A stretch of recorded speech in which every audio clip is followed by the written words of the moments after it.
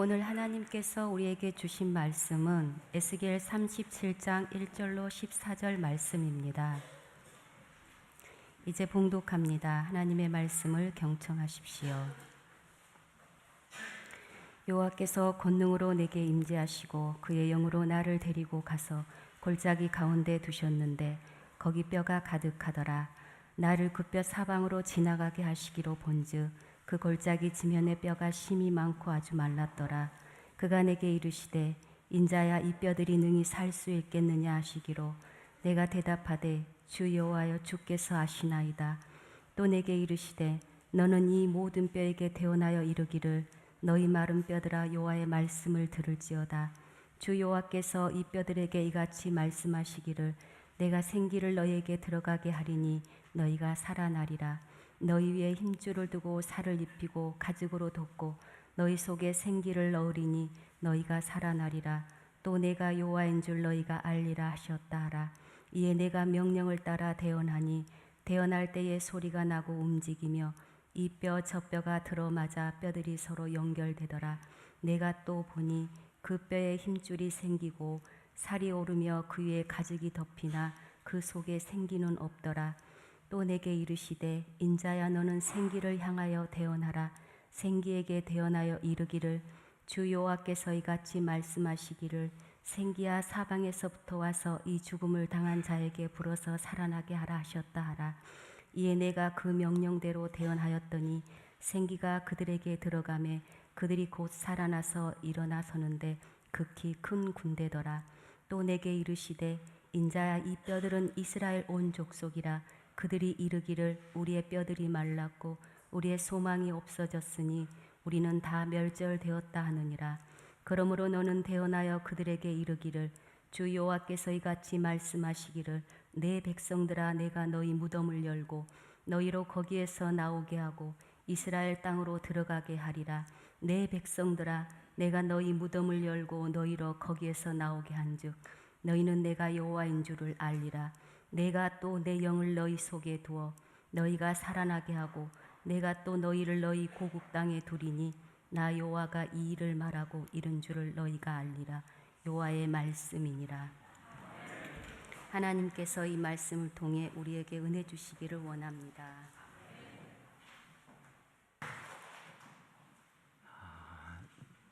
성령 강림의 계절입니다. 하나님의 영, 그리스도의 영, 성령이 우리 안에 계셔서 우리의 마음을 회복시키시고 우리의 삶을 살리고 하나님의 온전하신 그 은총 안에서 복되게 살아갈 수 있기를 원합니다. 우리 함께 기도하겠습니다. 하나님, 이 시간 성령의 은혜가 우리 안에 임하기를 원합니다. 하나님의 그 영이 우리 안에 있어서 마치 먼지와 같은 흙이 사람이 되듯 새로운 영의 바람이 우리의 숨결이 되고 하나님의 손길이 우리를 어루만져서 다시 한번 새롭게 살아갈 수 있는 그 은혜와 기쁨을 주님 허락하여 주옵소서. 이제 주님의 말씀으로 우리의 마음을 새롭게 합니다. 하나님께 함께하셔서 그 말씀으로 인하여서 우리 영과 우리의 마음이 살아나고 하나님의 참된 뜻을 이루어가는 주의 자녀 될 수 있도록 주님 인도하여 주옵소서. 예수님의 이름으로 기도하옵나이다. 아멘. 오늘 말씀은 에스겔 선지자에 대한 말씀입니다. 에스겔 선지자는 이스라엘 멸망과 함께 포로가 되어 바벨론에서 노예된 삶을 같이 아파하면서 살아가는 이스라엘의 제사장이었습니다. 그러다 보니까 그 마음속에는 조국의 멸망과 함께 다가왔던 상실감, 절망감, 분노와 원망의 구덩이가 가득히 있었죠. 하지만 에스겔 선지자 오늘 37장이지만 1장에서부터 보듯이 그는 그 여러 가지 열악한 상황 속에서도 하나님의 백성됨을 잃어버리지 않고 힘써서 살려고 애썼던 주의 사람이었습니다. 나에게서 나라를 빼앗아 가고 나에게서 하나님께 예배드릴 성전을 빼앗아가고 나에게서 가족과 친구를 빼앗아가고 내가 꿈꿔왔던 나의 꿈과 희망을 나에게서 빼앗아 간다 할지라도 난 여전히 하나님의 백성이요 하나님을 예배하는 제사장이요 하나님은 나의 하나님이 되신다고 그 마음을 굳건하게 믿고 불멸의 믿음을 가지고 열심히 살아왔던 주의 사람이 바로 에스겔 선지자였습니다. 그러나 사람이 많이 힘들면은요, 그리고 그게 한 해 두 해 지속되어지면 사람이 지칠 수밖에 없잖아요. 기다리는 것도 어느 정도 한계가 있잖아요.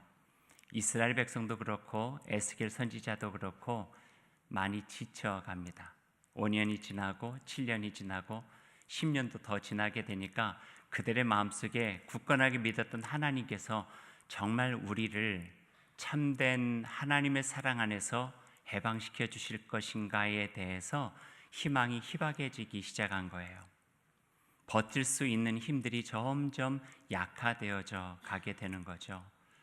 그런 상황 속에 지금 이스라엘 백성과 에스겔 선지자가 있었습니다. 포로 생활 10여 년 지나면 지날수록 지쳐가고 보이지 않는 희망 속에 무기력해져 가는 것이죠.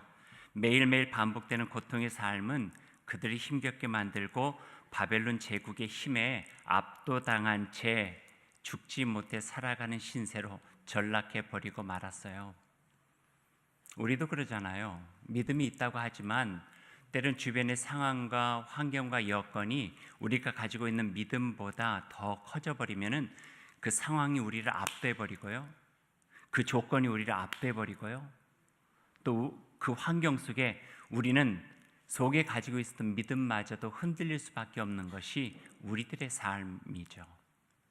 믿음이 어느 정도 컸을 때는 내 주변에 마치 높낮이처럼 이걸 이겨낼 수 있고 극복해 나갈 수 있는데 점점 사건, 상황, 환경, 여건이 점점 커져 오고 내가 버거워서 이겨낼 수 없는 상황이 되어져 버리면은 그 상황이 나를 압도해 버리는 거예요. 그래서 실망하죠. 그러면서 포기하죠.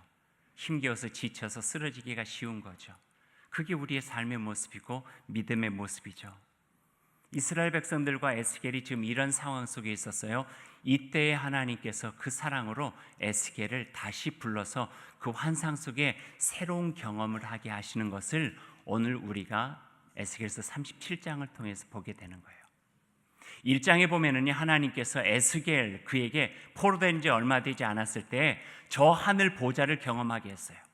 아직 건재한 하나님의 나라, 하나님의 보좌를 보면서 이스라엘은 멸망했지만 하나님의 보좌는 건재하고 예루살렘 성전은 무너졌지만 여전히 살아 역사하시는 하나님이 계신다고 하는 것들을 에스겔을 통해서 보여주셨고 에스겔을 통해서 이스라엘 백성들에게 전하게 하셨죠. 그래서 그 힘을 가지고 이스라엘 백성을 격려하고 용기를 주면서 어려운 바벨론 제국의 압박 속에서도 살아갈 수 있도록 애를 썼어요.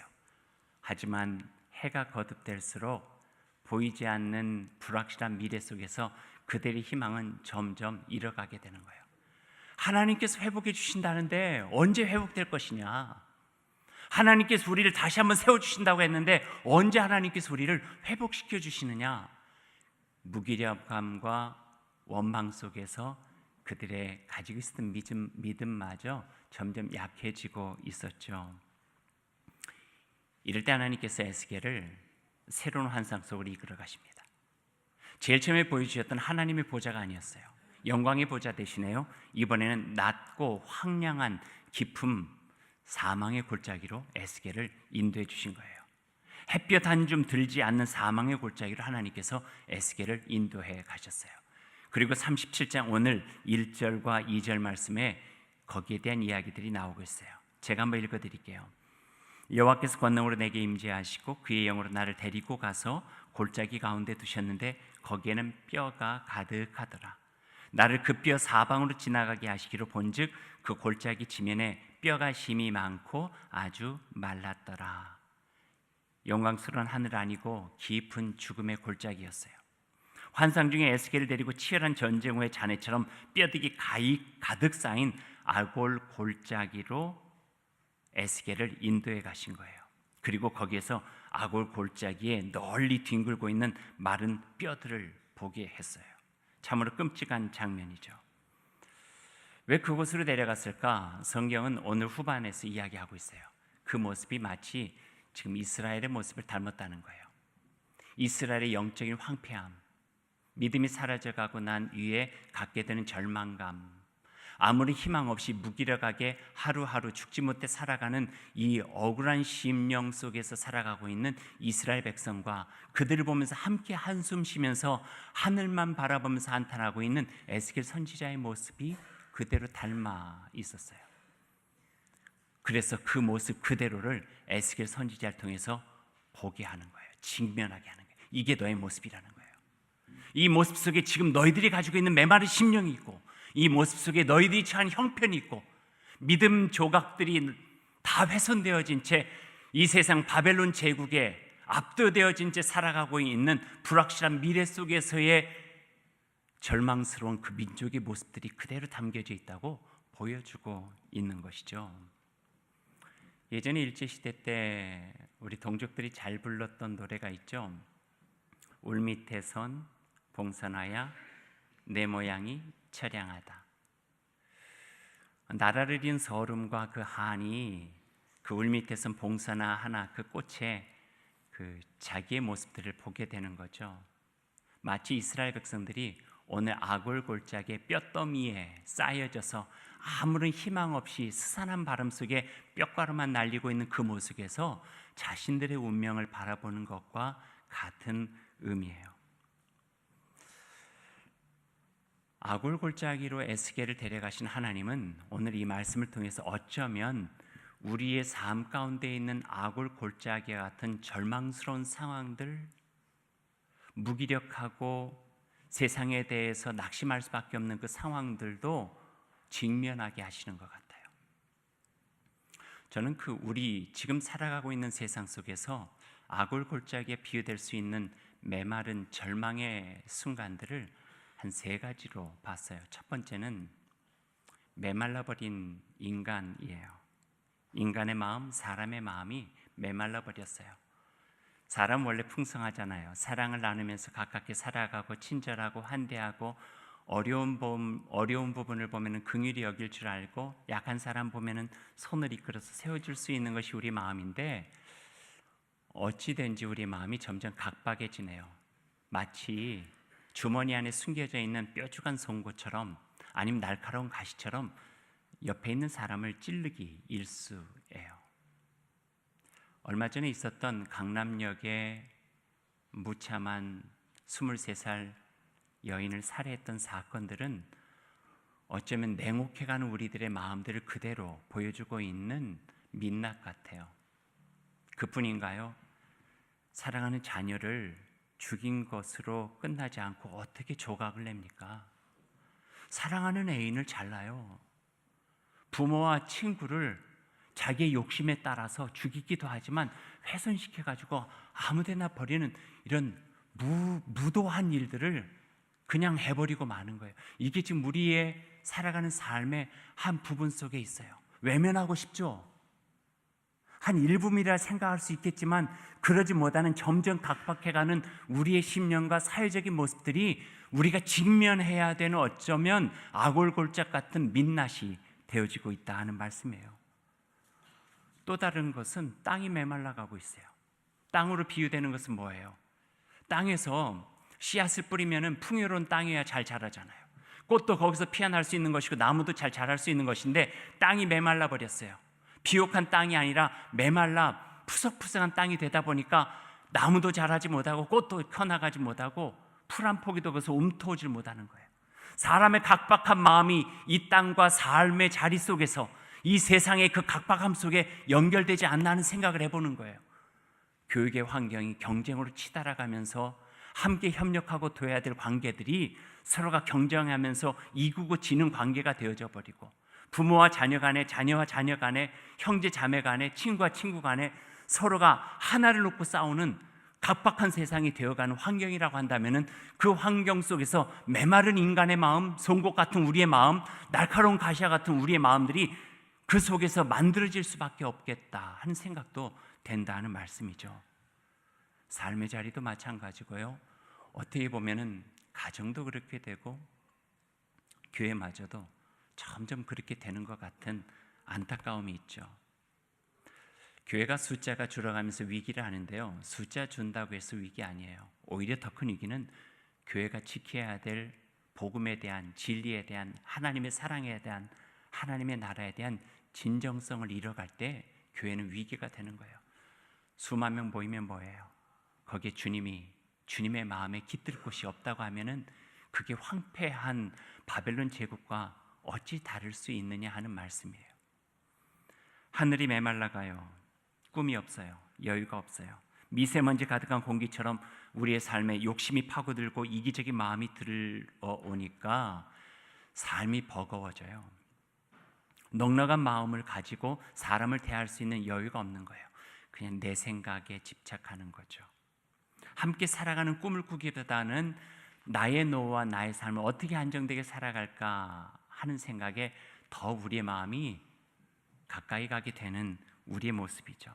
존중하며 살아가는 삶보다는 온기를 잃어버린 냉정한 세상으로 가게 된다면 하늘도 땅도 우리의 마음도 교육의 현장도 삶의 자리도 어쩌면 교회까지도 아골곤짝 빈들처럼 메말라가고 있는 것은 아닌가 주님이 보여주시는 거예요.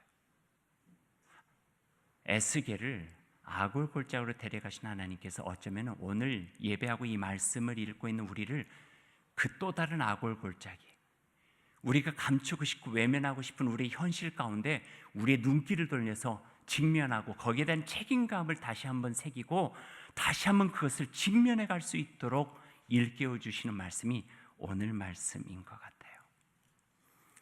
이런 아골골짜기 시대에 빠진 에스겔 선지자를 데려가셨어요. 그리고 오늘 말씀에 하나님의 행동을 조금 더 주목하게 하는 말씀이 있어요. 1절 말씀 한번 보세요.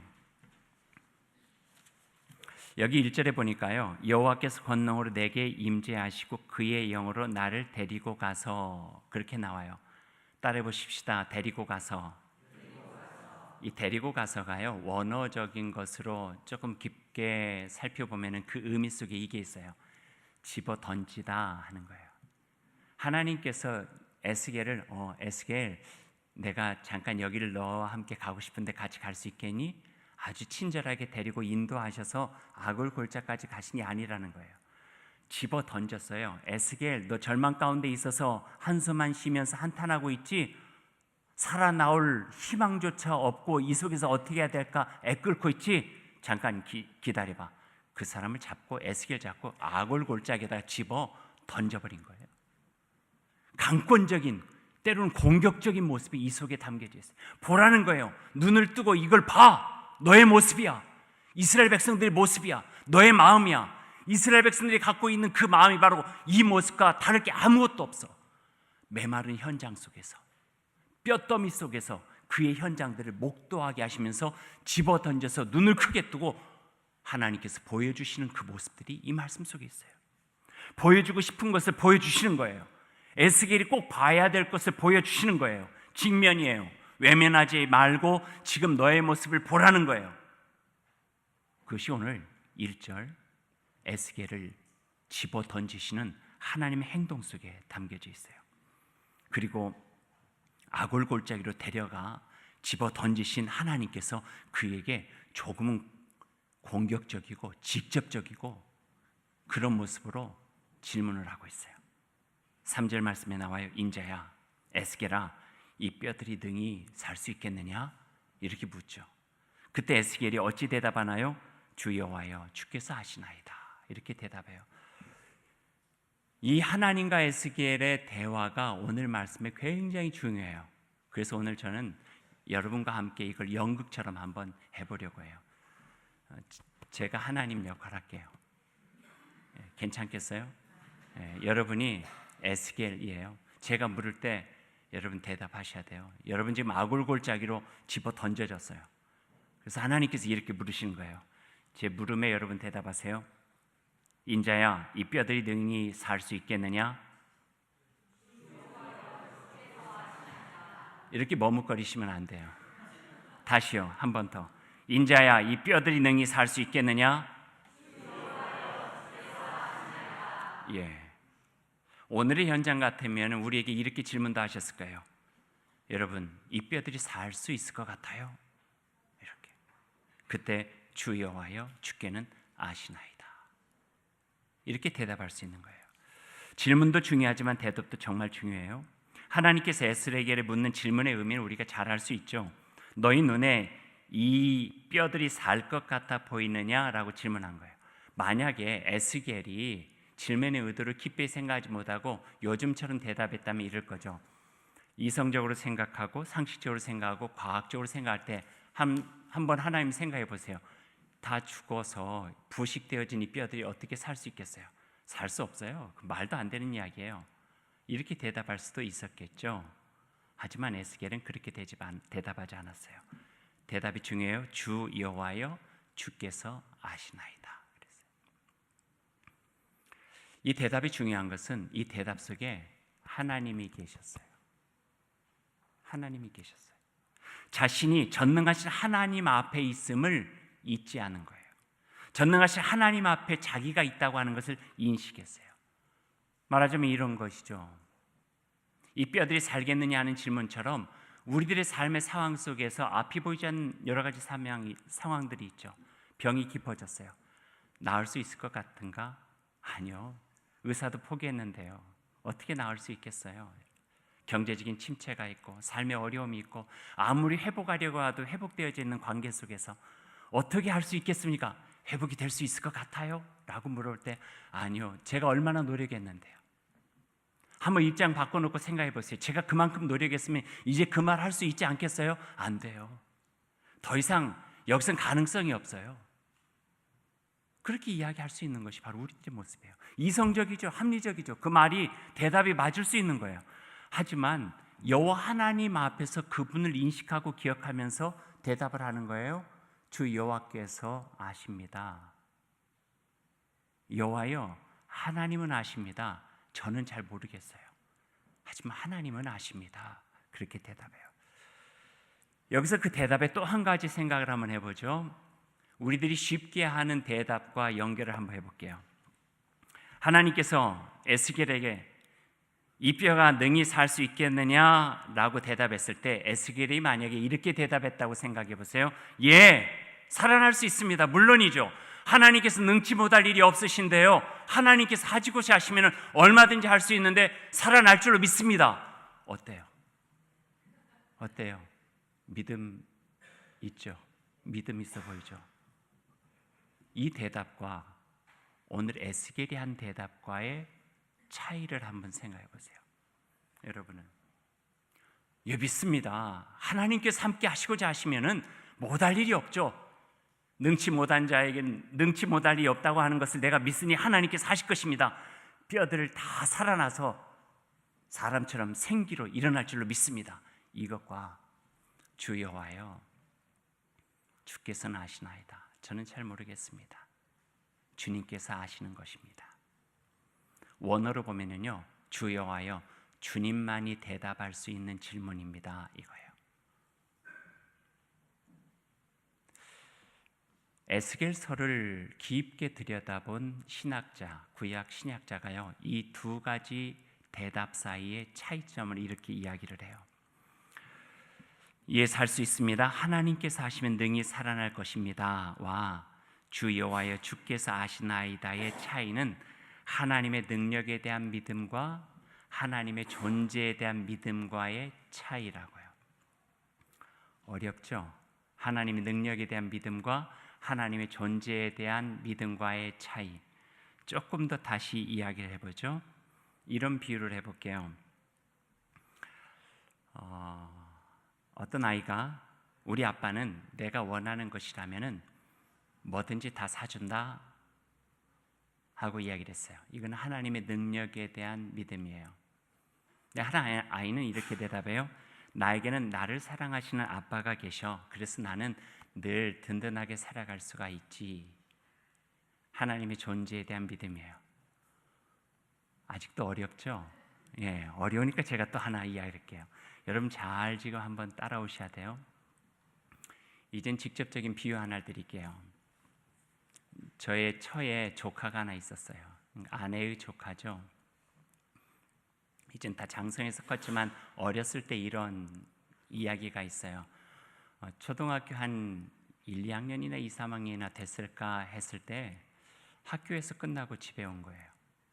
집에 오자마자 갑자기 그 아이가 벽에다가 머리를 쾅쾅쾅 막 치는 거예요. 머리를.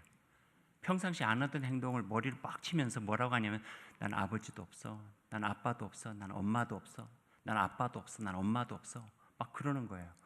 그러니까 아빠 엄마가 놀래가지고 야, 왜 그러냐? 왜 여기 아빠 엄마가 있는데 네가 아빠 엄마가 없어? 그러니까 옆에 있는 철이는 아빠가 장난감도 사주고 옆에 있는 엄마는 맛있는 짜장면도 사주고, 그런데 나는 장난감도 없고 짜장면도 안 사주니까 난 아빠도 없어, 엄마도 없어. 그래서 아빠 엄마가 어떻게 했게? 아, 그래, 알았어, 이리 와. 가서 장난감 사줬어요. 그 짜장면도 시켜줬어요. 능력 있는 부모죠. 그런데 그 아이가 20살이 됐어요. 결혼을 해서 장성해서 이제 자기 가정도 꾸린 거예요. 근데 그 아들이 다시 집에 와가지고 벽에다가 머리를 쾅 치면서 나는 아빠도 없어, 난 엄마도 없어, 내 친구는 결혼한 다음에 집도 사줬는데 난 집도 안 사주고, 우리 엄마는 뭐해서 냉장고도 세탁기도 안 사주고 친구들은 다 주는 그것도 안 해주고 차도 사줬는데 난 차도 안 사주고 아빠도 없어, 엄마도 없어. 그러면 어떻게 할 것 같아요? 부모가 이리 와. 그래, 알았어. 여기 집 여기 있어, 여기 차 여기 있어. 이렇게 할까요? 아니에요. 군밤을 한 대 뗄 줄 몰라. 야, 철 좀 들어라, 철 좀. 하나님의 능력에 대한 믿음 소중해요. 그러나 그건 어릴 적 믿음이에요. 어릴 적 믿음은요, 성숙해 가면서 존재에 대한 믿음으로 바뀌어야 되는 거예요. 오늘의 에스겔이 10여 년 만에 닥쳐온 위기가 있었어요. 하나님께서 우리를 해방시켜 주신다 했는데 10여 년 동안 이루어지지 않는 거예요. 하나님께서 우리를 회복시켜 주신다고 했는데 그 약속이 더디게 이루어지는 거예요. 그러니 실망해요. 그러니 낙심해요. 희망이 점점점 사그러지는 거예요. 하나님의 능력에 대해서 하나님께 해주실 줄로 믿습니다. 20년, 30년, 40년, 50년 이겨낼 수 있는 믿음이 아니라는 거예요. 사람의 마음이 가지고 있기 때문에, 그 연약함이 있기 때문에 하나님의 능력에 대한 믿음은 어쩌면 그 삶의 상황이 지속되면 지속될수록 줄어져 가고 무너져 가고 상실해질 수밖에 없는 거예요. 성숙한 믿음은 무엇인가 하면은요, 그 능력에 대한 믿음이 아니에요. 어떻게 에스겔과 이스라엘 백성들이 70년 포로의 삶을 견뎌낼 수 있었겠어요? 그것은 하나님께서 함께 하시면은 언제일지 모르지만 우리가 포로가 되어 있어도 하나님 우리와 함께 하십니다. 나의 낙심된 상황 속에서 하나님께서는 끝까지 우리를 사랑하시고 우리를 지켜주십니다. 이 고백이에요. 이게 존재에 대한 믿음인 거예요. 대부분이 우리는 하나님의 능력에 대한 믿음이에요. 하나님은 전능하셔서 모든 것을 해주신 하나님, 그러다 보니까 내가 원하는 것, 내가 편리한 것, 나에게 필요한 것들을 구하고 주시면은 감사하고 하나님의 능력이 있으신 분이고, 주시 않으시면은요, 하나님은 부재, 안 계셔, 나를 사랑하지 않으시는가 봐. 원망하고 불평하죠. 어린 신앙 속에서 갖게, 물론 하나님의 능력이 있지만 능력을 떠나서 그 존재만으로도 우리 속에서 함께 하시면서 어떤 상황의 삶의 여건 속에서도 우리를 지켜가시는 하나님이라는 거예요. 어떤 믿음이 실질적인 우리들의 삶 속에 힘이 되시나요? 오늘 에스겔에게 보여주시고 에스겔의 대답이에요. 병에 걸려요. 질병에 고난받을 때도 있어요. 어떤 거는 조금 고생하면 낫기도 하죠. 하지만 어떤 데는요, 인생의 모든 여정 속에 함께 안고 살아가야 될 부분들이 있어요. 기도하죠. 하나님 낫게 해주십시오. 하나님의 그 사랑 속에서 치유되기를 원합니다. 그걸 원하지 않는 사람이 어디 있겠어요? 하지만 그게 내 곁에서 떠나지 않는다고 해서 하나님이 나를 사랑하시지 않아요? 하나님은 계시지 않나요? 부재예요? 아니죠. 하나님의 존재만으로도 하나님 좀 건강하게 살았으면 좋겠습니다. 하나님 건강한 자녀들이었으면 좋겠습니다. 하나님 이거 정말 열심히 했는데 잘 이루어졌으면 좋겠습니다. 기대감을 가지고 열심히 일하죠. 하지만 여호와여, 주께서는 아십니다. 주님께서 거기에 대해서 대답은 주님만이 하실 수 있습니다. 이루어질지라도, 때로는 이루어지지 않는다 할지라도 하나님이 여전히 나를 사랑하신다고 하는 그것만으로도 나는 이 어려운 삶 속에서 이겨나갈 수 있는 힘이 있습니다. 이게 고백이에요. 풀무불 앞에서 다니엘과 그 세 친구가 하나님께서 이곳에서 우리를 살려주실 줄로 믿습니다. 하지만 그리 아니하실지라도 요 하나님 우리 하나님이십니다. 믿음이 이것이 바로 존재에 대한 믿음이에요. 능력에 대한 믿음을 넘어서 그 존재에 대한 믿음이죠. 나 혼자 살아가는 인생이 아님을 아는 거예요. 하나님이 늘 나와 함께 계심으로 믿고 살아갈 수 있는 믿음이고, 우리를 끝까지 사랑하신다고 하는 믿음이요, 아들 예수 그리스도를 십자가에 내어주시면서까지 사랑하시고 지키신다고 하는 믿음이에요. 변화산상에서 제자들이 보여주신 영광스러운 모습도 있지만 십자가에서 보여주신 부활하신 예수 그리스도를 만날 수 있는 믿음도 있다는 말씀이죠. 에스겔의 믿음에 대한 하나님의 응답이 4절부터 나와요. 그런 에스겔에게 하나님은 이 뼈들을 향해서 이렇게 외치라 하세요. 너희 마른 뼈들아, 여호와의 말씀을 들을지어다. 내가 생기를 너희에게 들어가게 하리니 너희가 살아나리라. 너희 위에 힘줄을 두고 살을 입히고 가죽으로 덮고 너희 속에 생기를 넣으리니 너희가 살아나리라. 그리고 살아났어요. 하나님의 존재로 인하여 보여주시는 놀라운 사건과 같은 역사를 우리에게 보여주시는 거예요. 하나님의 존재가 우리 안에 있을 때 우리는 어떠한 삶의 여건과 상황과 환경이라 할지라도 이겨낼 수 있죠. 그 힘이 하나님으로부터 오기 때문에 그래요. 주의 영이 우리 안에 있을 때 그 모든 것을 극복해낼 수 있는 놀라운 은혜를 우리들이 경험할 수 있게 되어집니다. 이제 말씀을 맺죠. 오늘 말씀은요, 이걸로 맺죠. 뭐예요? 풍선. 마치 메말라 있는 우리 모습 같지 않나요? 하지만 주님의 영이 우리 안에 함께하듯이 주님의 루아흐 성령의 기운이 들어가는 거예요.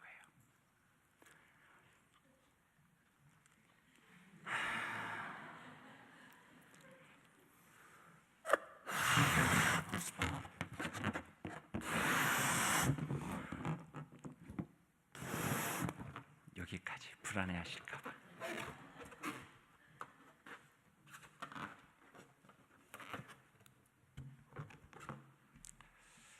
우리의 삶이 이와 같이 돼야 돼요. 하나님의 영으로 가득 채워진 삶. 이럴 때 아이들이 즐거워할 수 있고 놀 수 있고 참 보기 좋아요. 우리의 영, 우리의 삶의 여건은요, 메말라갈 수 있도록 하는 일들이 얼마나 많이 있는지 몰라요. 하나님의 능력을 믿으세요. 도와주실 거예요. 하지만 그 능력을 넘는 하나님의 존재가 우리를 지켜주신다고 하는 굳건한 믿음으로 여러분 살아가시기를 바랍니다. 그 믿음이 우리의 삶을 지켜주실 것입니다. 주님의 영과 함께 기도하십시다. 성령 강림의 계절을 지내고 있습니다. 하나님의 영, 예수 그리스도의 영, 진리의 영이신 성령님이 우리의 인생 가운데 임하시기를 원합니다.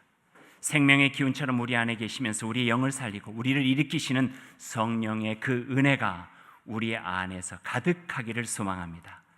스스로 마른 뼈라 생각하는 우리들의 마음속에 하나님의 사랑과 성령의 은총으로 일어설 수 있도록 인도하여 주옵소서. 육신적 연약함 속에, 마음의 빈약함 속에, 영적인 허망함 속에, 삶의 여건과 조건과 환경이 우리가 가지고 있는 연약한 믿음을 넘어서서 우리가 그 세상에 압도되어지는 상황이 있을지라도 끝까지 사랑하신 여호와 하나님은 십자가에서 자기 아들 내어주심으로써 우리를 북돋아 주시고 모든 삶의 조건들을 이겨나갈 수 있도록 도와주신다고 하는 하나님의 그 은총을 우리 마음속에 경험할 수 있기를 원합니다. 무덤덤한 영혼에 새로운 생기 부어주시는 여호와 하나님을 이 시간 만나십시오. 그리고 하나님께서 우리에게 물으실 때 확신을 가지고 주님께 대답할 수 있기를 원합니다. 주 여호와여, 주님께서는 아시나이다. 주님께서 함께 하시면 모든 것들을 이루어갈 수가 있습니다. 하나님께서 나와 함께 하신다고 하는 그것만으로도 나는 지치지 않고 이겨나갈 수가 있습니다. 주님 함께하여 주옵소서. 주님이 계심으로 우리 지친 마음에 생명의 기운 돋게 하시고 나태하고 게을러진 모습이 샘으로도 거듭난 은총으로 살게 하시고 옛것 벗고 옛사람 이겨내고 주님의 십자가로 다시 살게 된 새 사람, 새 심령으로 살아갈 수 있는 은혜를 주님 허락하여 주옵소서. 예수님의 이름으로 기도드립니다. 아멘.